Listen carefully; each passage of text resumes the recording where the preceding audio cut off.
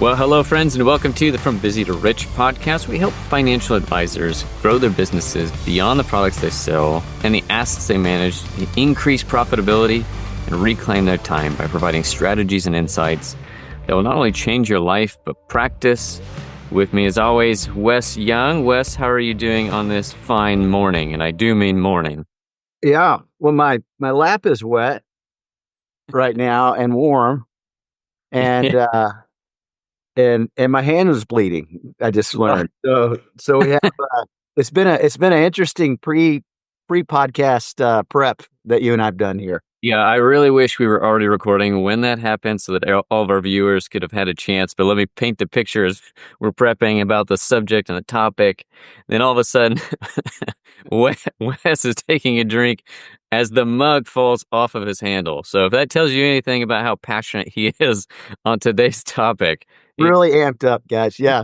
super excited. Yeah, and I'm holding the handle still, and cuts my hand open, and then lands in my lap, and cuts my leg too. Just noticed that. That's good. And so it's been fascinating and fun. Yeah, as we're recording at 7 a.m. So we've been prepping since 6 something this morning for this episode. So hopefully you guys get to enjoy the benefits of us being early, and it leads into really where we're going today. It's been a week. It's been a great week, but a crazy busy week. Normally we're doing these kind of the middle of the day. Wednesdays tend to be a great day for us just where it lands. And that's just not been the case this week. Wasn't going to happen. Heavy week in the sense of volume, but a lot of great meetings. And it brought up the point of the topic on the narrative going into it, because some of those meetings going into it in the story hasn't changed what we're doing. We love what we do with clients and we see the benefits of it. But it's really easy to get in the zone and the mode of maybe they'll cancel or they won't show up, or maybe this will happen, maybe that.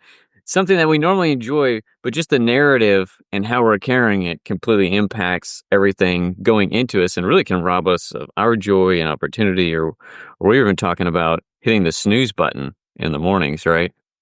Yeah, and if you're sleepy listening to this right now, I know we're going to talk about snooze here in a second, but my whole objective by the time we finish talking about what we're talking about here is for you to change your posture, change your mindset from I have to do it or I want to get through it to I get to do it. So I don't just want to get through it, I get to do it, because it does change everything about your mind, your experience, your approach, the value you end up adding, and the joy that you have as you roll through your day, the level of happiness you experience. So I'd say we just start right at what everybody's day starts with, Justin, which is what you and I spent a little time on. Uh, and that's something all of us call the alarm, the alarm clock. And I used to love Zig Ziglar because he would always say, I don't even like calling it an alarm clock. He goes, that sounds bad. Like an alarm goes off, your car's getting broken into, right? The alarm Yeah. goes off. It signals a bad thing. Instead, he goes, I like to call it the awareness clock. And he'd do it with his old deep Texas or his like that Mississippi draw that he had, The awareness clock sounds so much better. And I like that. And I think words matter and words create our worlds. But listen, this is not a battle that ever goes away. You and I get up extremely early because when we look at like what gives us the best outcome for the kind of future we want to create, starting the day early. And then you don't need to start your day when we start our day. I'm just telling you what we do. And because you have a time that you start your day that you think gives you efficiency and outcomes. And so during the week, I'm usually 4:15 is kind of the time that I'm targeting to wake up, because I can get up, I can get ready, I go to the gym, and then I pray, I think, I study, I read, generally some kind of some kind of project I'm working on whether it's preparing for the podcast or the class we teach, Transform, or right now I've got a message that I'm doing. I do the message about once a year at our church. And no coincidence. It's every time it's like a money series. So they bring me in. Wes, you talk about this, Um, so Whatever that is, that's like the creative time. And then we jump into our regular scheduled meetings. We got whole podcasts on how we do our meetings. Just so it happens right now, we're in our mid-year strategy sessions, which by far of all of the times of year, it's probably the heaviest lift, I'd say, from a preparation standpoint. And Absolutely. yeah, and, we're doing it with all of our clients, and so, because we're talking about where they were last year, where they are now, we're going through their strategy summary, what's been done, what's been still outstanding, what opportunities in light of where markets are, in light of where their assets have changed, their personal situation, what do we need to take advantage of? What risks have we not, got our arms around totally yet? So it's a lot, and I love it. I love meeting with the clients. I also love that we do it all at one time of the year, and we'll talk more about that in a second. But the beginning of every day, there's a battle all of us will have the opportunity to fight, and we can look at it as a problem we have to overcome or an opportunity we get to seize. Right? It's something we got to get through or we get to do, and that's waking up in the morning, the very, very first thing. Because as long as I've done this, Justin, every single morning when I wake up and that alarm goes off at 4:15, there is not a moment where I go, you know, I just don't want to sleep anymore. I just think right now is perfect. I just want to Yeah. jump out. Yeah. Have you ever? Yeah, I'm so uncomfortable laying here that I really just prefer to get up. Yeah, That's that's right. that's Bed's not warm. that's Jamie's not the next to me. conversation. She's warm. I'm like, and so what happens um, if you're not a savage at that time of the morning, which is one of our favorite descriptors, is we want a team full of savages and beautiful savages, right? So is you'll have that negotiator say, well, here's all I can tell you what, my negotiator on sleep is the smartest, most intelligent person that has ever walked the face of the planet. The best sales pitch you're ever going to give is the one you give yourself in the morning. That's it. That's it. If that guy could go to every meeting with me, I mean, it would be incredible the amount of things we could accomplish. And this thing, so years ago, we as a team watched this TED Talk, and the TED Talk was really good. You can look it up, but it was "Stop Screwing Yourself" was the whole title of the talk, and what she talked about is just very revealing. How we if in your best mind you create the time you need to wake up because you know the things that you want to accomplish in your life to create a rich life, to create the kind of week you want to have, the kind of year you want to have, the kind of future you want to have, and how when we hit snooze, and some of it, I mean, this is a practice for you right now. Like you wake up, you're like, yeah, snooze 5 times, then I get up completely. She said it's like going through the worst time of your day over and over again because one, the savage didn't come out is the first part. The savage said, "Now I'm going to be passive here," and that's what you're doing. You're being passive when that happens, and you're suffering because you're going, "Oh, this feels so bad," and so you trade what you want ultimately for what you can have immediately, which is, I'm going to get a little bit more sleep, but it's not even good sleep.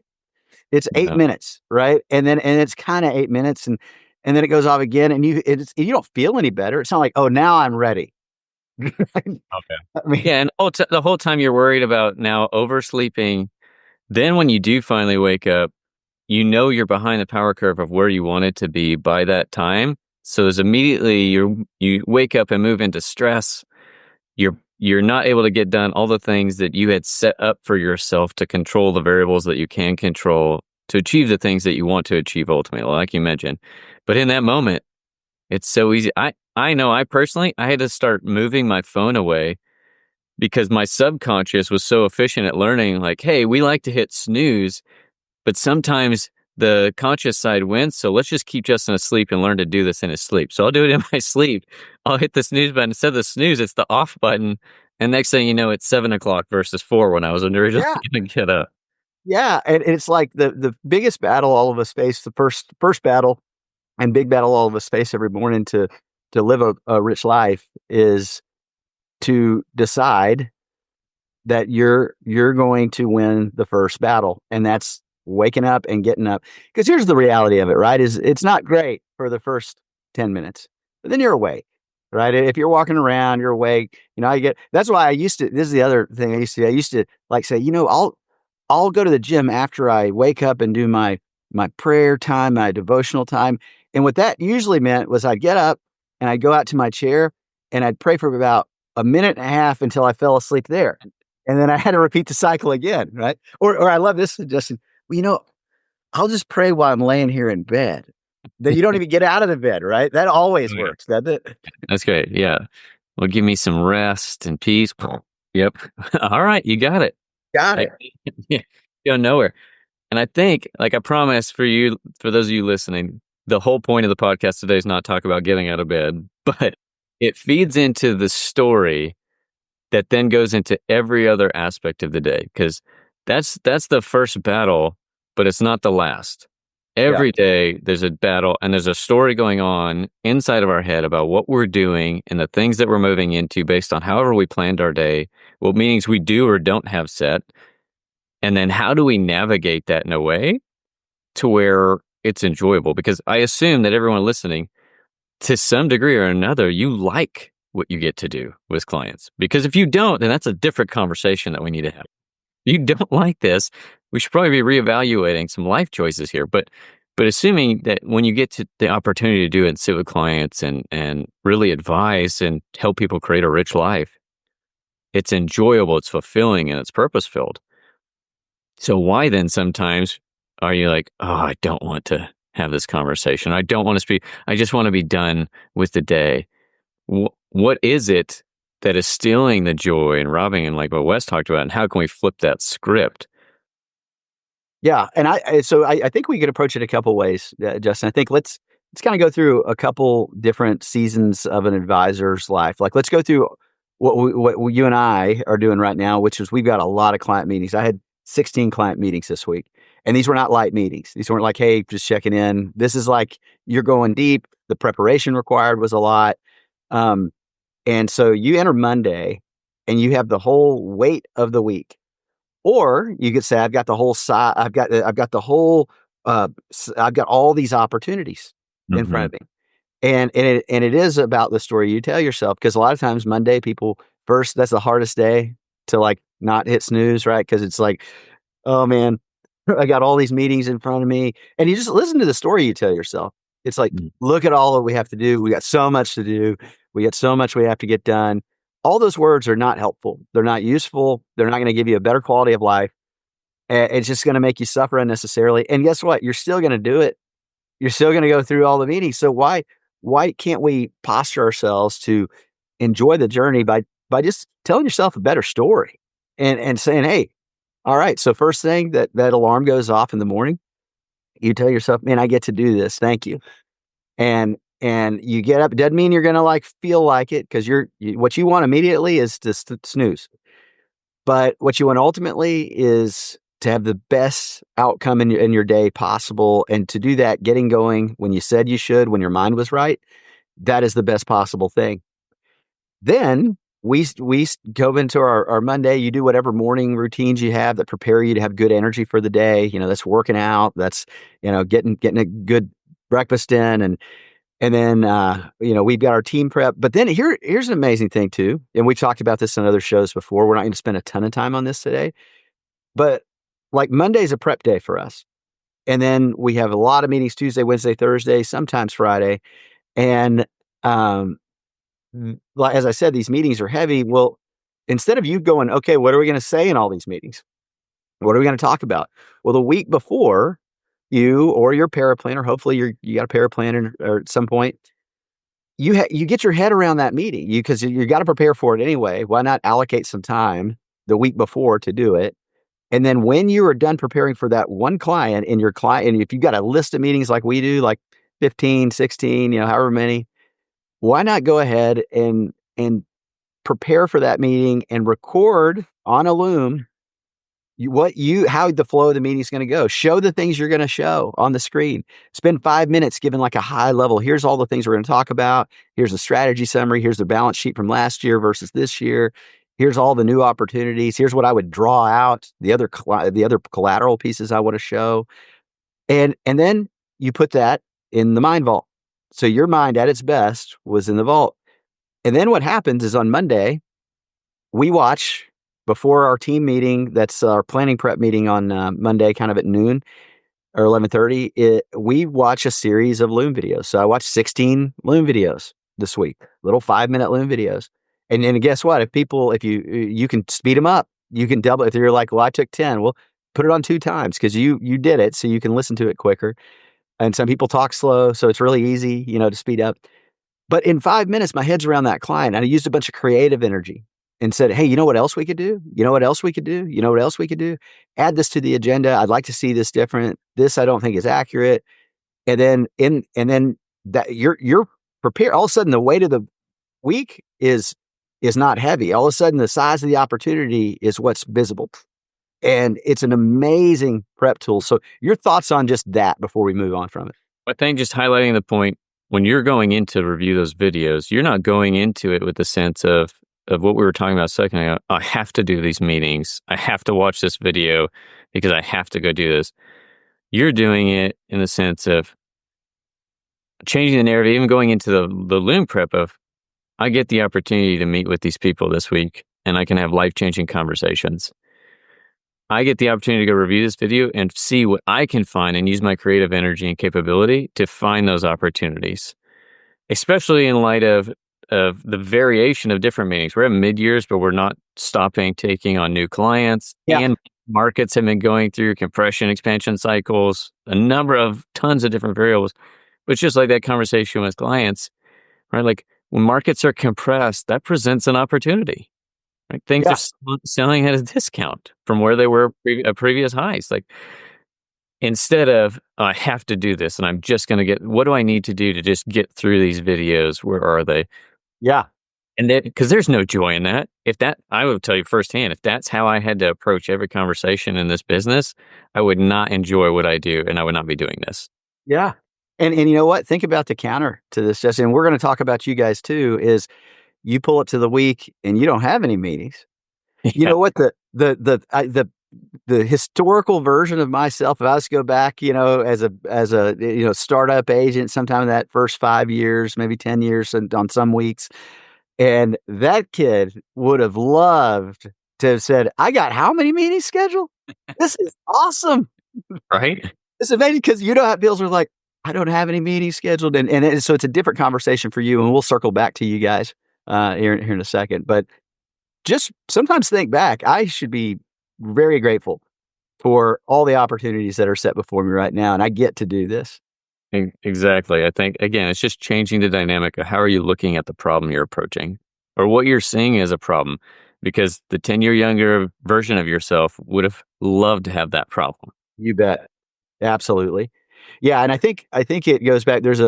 A we talked about Pacific Institute in the past. It's a kind of a class that yeah, they have different offerings, different classes that you can take, but it's all about how to elevate your thinking in a way that's going to make you happier, more effective. And one of the things they talk about is they use this example of a thermostat. How you've got a thermostat that, let's say, you set the thermostat at 70, and let's say it's hot outside, and so the temperature, let's say it's at 70 right now inside, but outside it's not. It gets hot, so the temperature all of a sudden inside the house goes up to 71. Well, the thermostat doesn't always kick on at 71 because it'd be extremely inefficient if when it moved a degree, it kicked on. So it usually waits till maybe you have to get to 73, and then it kicks on, and then it brings the temperature of the room back to normal, to the way it should be, the way that we want it. And it works the opposite too. When things get really cold and you have it 70, well, it doesn't kick on at 69 or 68, but you get down there around, 67, all of a sudden the heat kicks on and it brings you back up to normal. And we're the same way. People are. People have a normal in their mind, and so when things deviate from that, you are very intelligent. Your mind will do amazing things. It'll do what you tell it to do. How you instruct it with stories that it carries.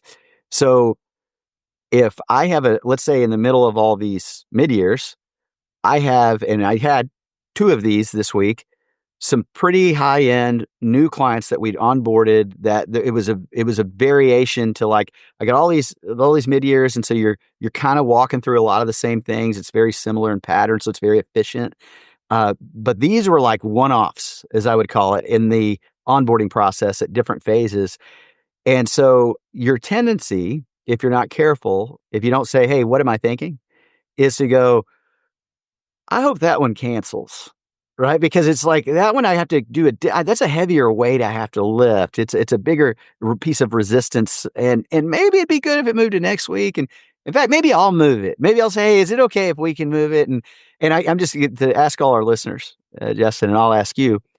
Um, you ever wanted a meeting to cancel? Oh yeah. Yeah. This week, as a matter of fact. That's right. Like, I found myself saying, "You know what? I wouldn't be mad if they just can't," and I got this hour back. This podcast recording, right? And you're like, I hope Wes cancels. Yeah, when we were rescheduling it, like, next week sounds great, but then we won't have an episode for next week, so that doesn't solve anything, and we'll still have to record it anyways. Like, going back to the point, like, you're gonna have to have it at some point for the client meeting. Yeah. And think about this, guys. We can't help people without having meetings. In fact, all the future hopes and dreams you have are dependent on you having meetings. And so to want one to cancel is actually crazy, right? It's like, what? No, I get to do that. And so anytime you hear yourself say, because what you do is it's like this one's outside the normal. This one's a different lift. It's not my 70-degree meeting. It's a higher one. To bring that back down, I hope it cancels. Or a difficult person that you got to meet with, somebody that you know is a little more emotionally immature. That is that same one that always is the sky's falling. It's never going to be good again. This time it's different. They've watched every news network out there, every financial entertainment network out there, and memorized the points. And they've got like TikTok videos they're sending you, and all these things about should we go in gold and buy bullets and canned goods. And you're like, okay, but I chose to work with them. And so I get to have this meeting and I'm going to enjoy the process of this and actually help them carry a better story in their life that that's all great. Here's the reality of what's always happened. And here's what we've said would happen and what's going to happen over and over again in your life before you're off the planet. So we're going to take advantage of these times.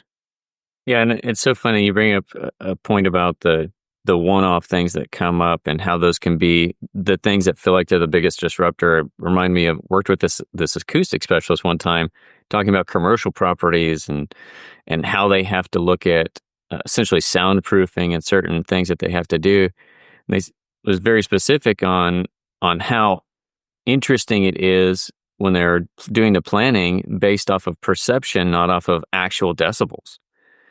So I was like, "Tell me more about that." And he was like, "Well, the reality is we don't need to plan from a standpoint of actual decibels. Now, there are certain restrictions from a commercial property standpoint, everything else." But he said, "It's really about what is going to be the ambient noise relative to surrounding noise and other inputs."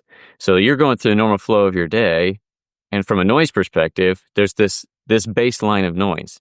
Anything that is outside that baseline seems like it's extreme. But in a normal situation outside of where you are in that moment, that noise difference is actually like a fractional difference. Like, it's Yeah. not big deal at all. But in that moment, it's so disruptive and it's so terrible. And it's kind of like that Simon Sinek story, the bagel and the bagel story, right? Like, Oh isn't yeah. that what he talked about? Do you remember that one? Yeah, so him and his buddy Simon Sinek, he's got great selling books. Start with Why is one of them. That's an awesome one. But he was telling a story on his podcast about how he and his buddy ran this race, and at the end of the race, they'll have sponsors there. They happen to have like a free bagel table, Yeah, and he that's said all these people were like standing in line. So the line was really deep, and no person was at this table. No one was manning the table, right?